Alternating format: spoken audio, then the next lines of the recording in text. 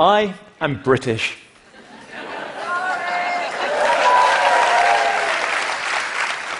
Never before has the phrase "I am British" elicited so much pity. I come from an island where many of us like to believe there's been a lot of continuity over the last 1,000 years. We tend to have historically imposed change on others, but done much less of it ourselves. So it came as an immense shock to me when I woke up on the morning of the 24th of June to discover that my country had voted to leave the European Union, my Prime Minister had resigned, and Scotland was considering a referendum that could bring to an end the very existence of the United Kingdom. So that was an immense shock for me, and it was an immense shock for many people. But it was also something that over the following several days created a complete political meltdown in my country. There were calls for a second referendum, almost as if, following a sports match, we could ask the opposition for a replay. Everybody was blaming everybody else.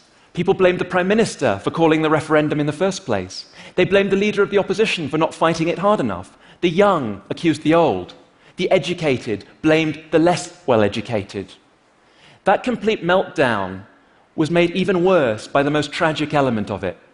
Levels of xenophobia and racist abuse in the streets of Britain at a level that I have never seen before in my lifetime. People are now talking about whether my country is becoming a Little England, or as one of my colleagues put it, whether we're about to become a 1950s nostalgia theme park floating in the Atlantic Ocean. But my question is really, should we have the degree of shock that we've experienced since? Was it something that took place overnight?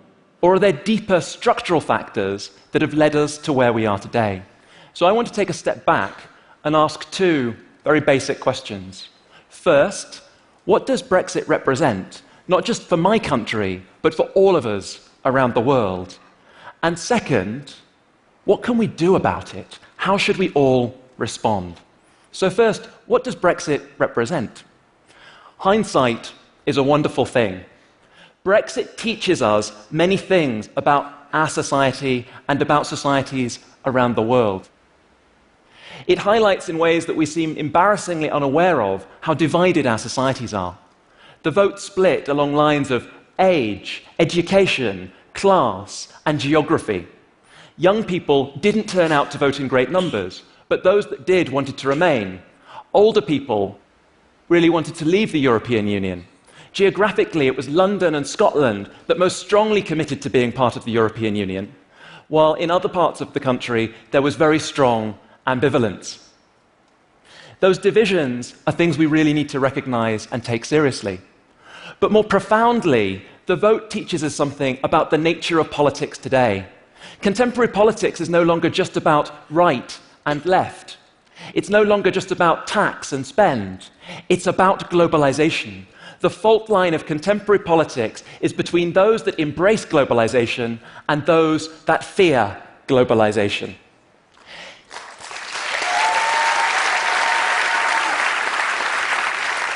If we look at why those who wanted to leave, we call them leavers as opposed to remainers, we see two factors in the opinion polls that really mattered. The first was immigration, and the second, sovereignty. And these represent a desire for people to take back control of their own lives and the feeling that they are unrepresented by politicians. But those ideas are ones that signify fear and alienation. They represent a retreat back towards nationalism and borders in ways that many of us would reject. What I want to suggest is the picture is more complicated than that liberal internationalists like myself, and I firmly include myself in that picture, need to write ourselves back into the picture in order to understand how we've got to where we are today. When we look at the voting patterns across the United Kingdom, we can visibly see the divisions. The blue areas show remain, and the red areas leave. When I looked at this, what personally struck me was the very little time in my life I've actually spent in many of the red areas. I suddenly realized that looking at the top 50 areas in the UK that had the strongest leave vote, I've spent a combined total of 4 days of my life in those areas. In some of those places, I didn't even know the names of the voting districts. It was a real shock to me, and it suggested that people like me who think of ourselves as inclusive, open, and tolerant perhaps don't know our own countries and societies nearly as well as we like to believe.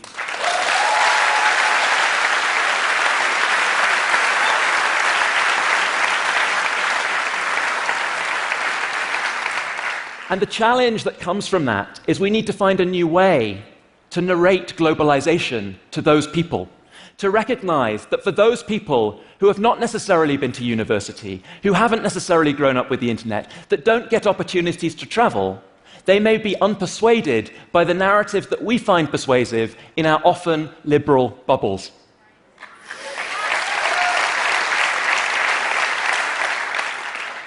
It means that we need to reach out more broadly and understand.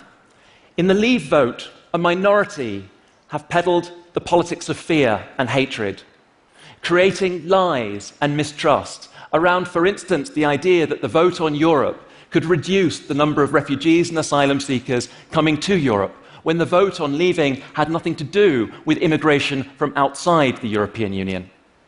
But for a significant majority of the Leave voters, the concern was disillusionment with the political establishment. This was a protest vote for many, a sense that nobody represented them, that they couldn't find a political party that spoke for them, and so they rejected that political establishment.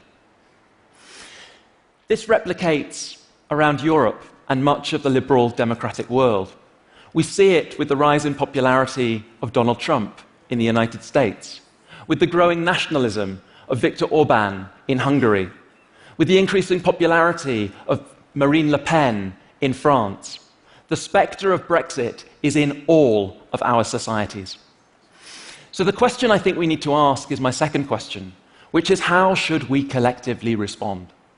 For all of us who care about creating liberal, open, tolerant societies, we urgently need a new vision, a vision of a more tolerant, inclusive globalization, one that brings people with us rather than leaving them behind. That vision of globalization is one that has to start by a recognition of the positive benefits of globalization.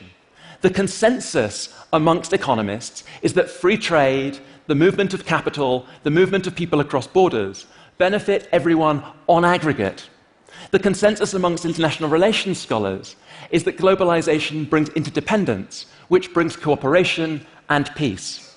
But globalization also has redistributive effects. It creates winners and losers. To take the example of migration, we know that immigration is a net positive for the economy as a whole, under almost all circumstances.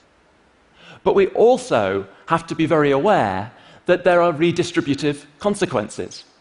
That importantly, low-skilled immigration can lead to a reduction in wages for the most impoverished in our societies and also put pressure on house prices.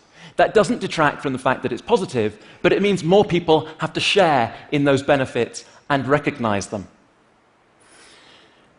In 2002, the former Secretary General of the United Nations, Kofi Annan, gave a speech at Yale University.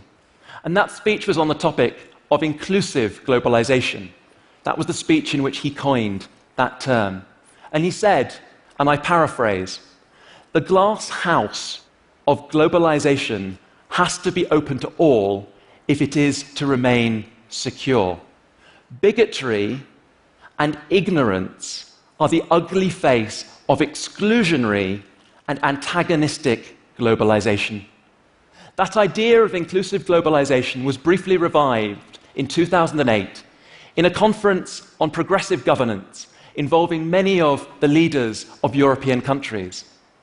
But amid austerity and the financial crisis of 2008, the concept disappeared almost without trace. Globalization has been taken to support a neoliberal agenda. It's perceived to be part of an elite agenda rather than something that benefits all. And it needs to be reclaimed on a far more inclusive basis than it is today. So the question is, how can we achieve that goal? How can we balance, on the one hand, addressing fear and alienation, while on the other hand, refusing vehemently to give in to xenophobia and nationalism? That is the question for all of us. And I think as a social scientist that social science offers some places to start. Our transformation has to be about both ideas and about material change. And I want to give you 4 ideas as a starting point. The first relates to the idea of civic education. What stands out from Brexit is the gap between public perception and empirical reality. It's been suggested that we've moved to a post-factual society where evidence and truth no longer matter, and lies have equal status to the clarity of evidence. So how can we rebuild respect for truth and evidence into our liberal democracies? It has to begin with education, but it has to start with a recognition that there are huge gaps. In 2014, the pollster Ipsos Mori published a survey on attitudes to immigration, and it showed that as numbers of immigrants increase, so public concern with immigration also increases. Although it obviously didn't unpack causality, because this could equally be to do not so much with numbers, but the political and media narrative around it. But the same survey also revealed huge public misinformation and misunderstanding about the nature of immigration.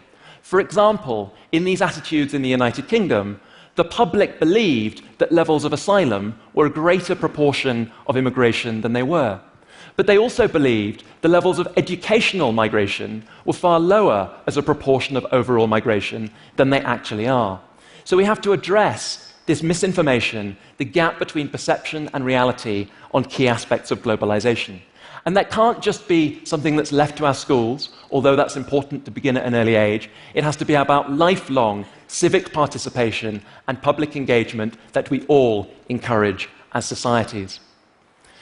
The second thing that I think is an opportunity is the idea to encourage more interaction across diverse communities. One of the things that stands out for me very strikingly, looking at immigration attitudes in the United Kingdom, is that ironically, the regions of my country that are the most tolerant of immigrants have the highest numbers of immigrants. So for instance, London and the South East have the highest numbers of immigrants, and they are also by far the most tolerant areas. It's those areas of the country that have the lowest levels of immigration that actually are the most exclusionary and intolerant towards migrants. So we need to encourage exchange programs. We need to ensure that older generations who maybe can't travel get access to the internet. We need to encourage, even on a local and national level, more movement, more participation, more interaction with people who we don't know and whose views we might not necessarily agree with. The third thing that I think is crucial, though, and this is really fundamental, is we have to ensure that everybody shares in the benefits of globalization. This illustration from the Financial Times post-Brexit is really striking. It shows tragically that those people who voted to leave the European Union were those who actually benefited the most materially from trade with the European Union. But the problem is that those people in those areas didn't perceive themselves to be beneficiaries. They didn't believe that they were actually getting access to material benefits of increased trade and increased mobility around the world. I work on questions predominantly to do with refugees. And one of the ideas I spend a lot of my time preaching, mainly to developing countries around the world, is that in order to encourage the integration of refugees, we can't just benefit the refugee populations, we also have to address the concerns of the host communities in local areas. But in looking at that, one of the policy prescriptions is that we have to provide disproportionately better education facilities, health facilities, access to social services in those regions of high immigration to address the concerns of those local populations. But while we encourage that around the developing world, we don't take those lessons home and incorporate them in our own societies. Furthermore, if we're going to really take seriously the need to ensure people share in the economic benefits, our businesses and corporations need a model of globalization that recognizes that they too have to take people with them. The fourth and final idea I want to put forward is an idea that we need more responsible politics. there's very little social science evidence that compares attitudes on globalization. But from the surveys that do exist, what we can see is there's huge variation across different countries and time periods in those countries for attitudes and tolerance of questions like migration and mobility on the one hand and free trade on the other. But one hypothesis that I think emerges from a cursory look at that data is the idea that polarized societies are far less tolerant of globalization. It's the societies like Sweden in the past, like Canada today, where there is a centrist politics, where right and left work together, that we encourage supportive attitudes towards globalization. And what we see around the world today is a tragic polarization, a failure to have dialogue between the extremes in politics and a gap in terms of that liberal centre ground that can encourage communication and a shared understanding. We might not achieve that today, but at the very least, we have to call upon our politicians and our media to drop a language of fear and be far more tolerant of one another.